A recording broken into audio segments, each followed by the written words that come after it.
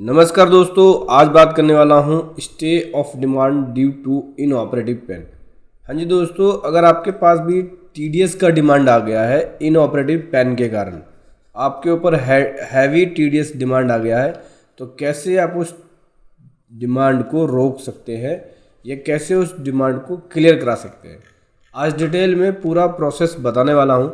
उससे पहले बताना चाहूँगा, जो भी भाई बंधु मेरे चैनल पे पहली बार है, इस वीडियो को पहली बार देख रहे हैं, जिन्होंने अभी तक सब्सक्राइब नहीं किया सब्सक्राइब कर लीजिए, साथ ही साथ बेल आइकन पे भी क्लिक कर लीजिए ताकि इस तरह का कंटेंट आपको मिलता रहे। तो सबसे पहले हम समझते हैं इनऑपरेटिव पेन क्या होता है। तो देखो, एज पर सेक्शन 139 AA के अकॉर्डिंग इनऑपरेटिव पेन का मतलब हो गया कि जब कोई पेन आधार कार्ड से लिंक नहीं है तो वो इनऑपरेटिव पेन के अंदर आता है। इनऑपरेटिव पेन के कॉन्सिक्वेंस क्या है? तो इनऑपरेटिव पेन के कॉन्सिक्वेंस ये है कि इसके ऊपर हायर टीडीएस रेट लगेगा। साथ ही साथ आप इनकम टैक्स रिटर्न का वेरिफिकेशन भी नहीं कर सकते, ना आप रिफंड क्लेम कर सकते, ना रिफंड ले सकते। ठीक है, तो जो टीडीएस की है डिमांड आती है वो हायर टीडीएस रेट की वजह से आती है। जैसे कि फॉर एग्जांपल के लिए आपने किसी का 1% काटा टीडीएस, ठीक है, उसका पेन इनऑपरेटिव हो गया, तो उस केस में 20% का हायर टीडीएस रेट एप्लीकेबल हो जाएगा। तो आपके पास डिमांड जो बन के आएगी वो 20% की बन के आएगी। नहीं भाई, 20% इसका लगेगा क्योंकि इसका पेन इनऑपरेटिव है। तो उस केस में क्या होगा, रेट का जो हायर रेट है टीडीएस का वो लगेगा 20% और डिमांड आपकी हैवी हो जाएगी। ज़्यादातर देखो, जो नॉर्मल टीडीएस की रिटर्न होती है सैलरी वाली, तो सैलरी वाले में क्या ऑप्शन होता है कि अगर इनऑपरेटिव है तो उसका पेन हटा दिया और रिवाइज कर दी रिटर्न, और रिटर्न फाइल करके भेज दी टीडीएस की। ठीक है, और अगले क्वार्टर के अंदर उसको सही कर लिया। जैसे ही ऑपरेटिव हुआ अगले क्वार्टर में उसका पेन डाल के उसको सही कर दिया। सैलरी वाली टीडीएस रिटर्न में ऐसा कर सकते हो। नॉन सैलरी वाली टीडीएस में अगर किसी पार्टी का टीडीएस बना, फर्स्ट क्वार्टर में उसका इनऑपरेटिव निकला, सेकंड में सही कर लो, सेकंड में इनऑपरेटिव निकला, थर्ड में सही कर लो, लेकिन फोर्थ क्वार्टर आते आते उसका आपको सही करके आधार पैन कार्ड लिंक करा के रिवाइज करके आपको रिटर्न फाइल करनी होगी। मतलब जिस भी क्वार्टर का डिमांड आ गया, फर्स्ट क्वार्टर का आ गया तो उसमें से उसका पेन हटा के रिवाइज करके रिटर्न फाइल कर दी, सेकंड क्वार्टर में उसका दिखा दिया, या सेकंड का डिमांड आया तो थर्ड में दिखा दिया। लेकिन फोर्थ क्वार्टर का डिमांड आया तो फोर्थ क्वार्टर में आप कुछ भी नहीं कर सकते क्योंकि फोर्थ क्वार्टर का नेक्स्ट फाइनेंशियल ईयर में चला जाएगा और वो परचेज आपकी उस फाइनेंशियल ईयर की है, तो उसका खर्चा आपको नहीं मिल पाएगा। तो फोर्थ क्वार्टर का अगर डिमांड आए तो उस केस में आपके पास अपील में जाने के अलावा कोई ऑप्शन नहीं बचता है। ठीक है, या तो आप टीडीएस जमा कराओ उसका जो डिमांड आई है, या फिर अपील में जाओ। ये तो बात थी सैलरी की, नॉन सैलरी की। लेकिन एक टीडीएस रिटर्न ऐसी है जो प्रॉपर्टी का केस का होता है। अब प्रॉपर्टी के केस में क्या होता है, अमाउंट होता है हैवी, क्योंकि 50 लाख से ऊपर वाली जो प्रॉपर्टी होती है उसी के ऊपर 1% का टीडीएस कटता है। ठीक है, तो जब इसका 1% कट रहा है, जैसे ही इसका 20% हायर रेट लगेगा तो 19% का गैप हो गया, और 20% अगर लग गया तो 50 लाख से ऊपर की प्रॉपर्टी है तो उसमें होता क्या है, अमाउंट हैवी हो जाता है। मतलब जो डिमांड अमाउंट हो काफ़ी हैवी हो जाता है, 10 लाख 15 लाख। मेरे पास केस आए हैं ऐसा, इसलिए मैं आपको बता रहा हूँ।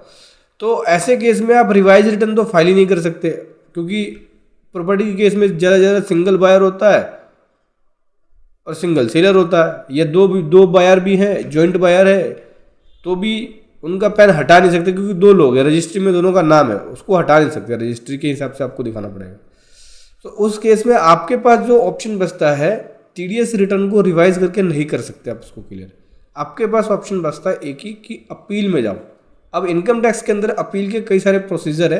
अपील के प्रोसीजर के बारे में बात कर लेते हैं। देखो, अपील का पहला प्रोसीजर होता है कि आप अपील कहाँ फाइल कर सकते हैं। पहला अपील जो फाइल करेंगे वो कमिश्नर अपील होगा, appeal to commissioner of income tax, जिसको CITA बोलते हैं। यहाँ पे टैक्स पेयर अगर किसी ऑर्डर से, किसी असेसमेंट से सेटिस्फाइड नहीं है तो वो अपील फाइल कर सकता है। कोई इंटरेस्ट पेनल्टी डिमांड लगा दी गई है तो उससे अगर वो सेटिस्फाइड नहीं है तो वो अपील फाइल कर सकता है, यानी कमिश्नर अपील फाइल कर सकता है। Appeal to commissioner of income tax appeal. ठीक है, इसमें टाइम लिमिट क्या होती है, जब आपके पास डिमांड आ जाए, डिमांड आने के विदिन 30 डेज के अंदर आपको अपील फाइल करनी होती है। ठीक है, इसमें फॉर्म कौन सा फाइल करना होता है? फॉर्म इसके अंदर फॉर्म 35 फाइल करना होता है। पेमेंट कैसे करनी होती है टैक्स की? अगर टैक्स पेयर ने कोई अमाउंट एडमिटेड किया है तो अपील को फाइल करने से पहले वो अमाउंट जमा कराना पड़ेगा। और कोई डिस्प्यूट है डिमांड के रिगार्डिंग तो वो डिमांड को स्टे करने के लिए यानी डिमांड को रोकने के लिए रिक्वेस्ट करेगा अपील के अंदर। ड्यूरिंग, जब तक अपील पेंडिंग रहेगा तब तक डिमांड रुका रहेगा। डॉक्यूमेंट रिक्वायर्ड क्या क्या चाहिए होगा इसके अंदर? देखो, असेसमेंट का ऑर्डर लगाना होगा या जो भी डिमांड आया उसका ऑर्डर, फिर आपको अपील प्रॉपर बनाना होगा, स्टेटमेंट लिखना होगा, ग्राउंड लिखना होगा, फैक्ट लिखना होगा, उससे रिलेटेड जो भी सपोर्टिंग डॉक्यूमेंट है वो सब लगाने होंगे। हेयरिंग और डिसीजन की बात करें तो CIT जो है वो अपॉर्चुनिटी देती है हेयरिंग के लिए। टैक्स पेयर के पहले आर्गूमेंट्स को और उसके एविडेंस को देखेगी, उसके बाद वो अपने अकॉर्डिंग ऑर्डर पास करेगी कि क्या इसका डिमांड सही है या नहीं है। वहाँ पे आपको इसका जजमेंट मिलेगा। दूसरी अपील होती है appeal to tax appeal authority, income tax appeal authority. ठीक है, अब यहाँ पे आप ITAT को अपील कर सकते हैं। इनकम टैक्स अपील ट्रिब्यूनल के अंदर आप यहाँ पे अपील कर सकते हैं। इसकी एलिजिबिलिटी क्या होती है कि CITA ने जो ऑर्डर पास किया है और उस ऑर्डर के अगेंस्ट में आप यहाँ पे इनकम टैक्स अपील ट्रिब्यूनल के अंदर अपील लगा सकते हैं अगर आप उनके ऑर्डर से सेटिस्फाइड नहीं है तो। टाइम लिमिट क्या होती है? 60 डेज होती है इसके अंदर। ठीक है, और फॉर्म कौन सा फाइल होता है? फॉर्म नंबर 36 फाइल होता है। यहाँ पे प्रिस्क्राइब फी होती है, जितनी भी टोटल इनकम असेस की गई है वो प्रिस्क्राइब फी भरना होता है, पे करना होता है इस अपील को फाइल करने के लिए। यहाँ पे हेयरिंग होगी, डिसीजन होगी, डॉक्यूमेंट्स देखेंगे, जो भी ऑर्डर पास हुआ है CITA के द्वारा उसको देखेंगे। ठीक है, फिर वहाँ से डिसीजन लिया जाएगा। उसके बाद अगला अपील आता है हाई कोर्ट में। अगर आप यहाँ से भी इनकम टैक्स अपील ट्रिब्यूनल से भी सेटिस्फाइड नहीं है तो अगला आप हाई कोर्ट में लगा सकते हैं। लेकिन यहाँ पे आप 120 दिन के अंदर आपको अपील लगाना होता है जो ऑर्डर पास किया है ITAT ने, इनकम टैक्स अपील ट्रिब्यूनल ने, उसके अगेंस्ट में। फिर अगला आता है आप सुप्रीम कोर्ट में अपील कर सकते हैं। अगर आप हाई कोर्ट के डिसीजन से सेटिस्फाइड नहीं है तो आप कर सकते हैं सुप्रीम कोर्ट के अंदर अपील 90 डेज के अंदर करना होता है। अच्छा, अपील करने पे जो डिमांड होता है वो डिमांड रुक जाती है।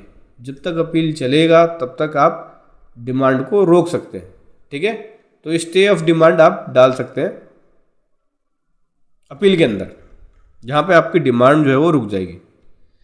तो समझ गए दोस्तों, अगर इनऑपरेटिव पैन का केस हो और TDS की डिमांड आ गई है तो कैसे आप यहाँ पे उसको सही कर सकते हैं। वीडियो कैसी लगी ज़रूर बताएं। Thank you so much. जय हिंद, वंदे मातरम।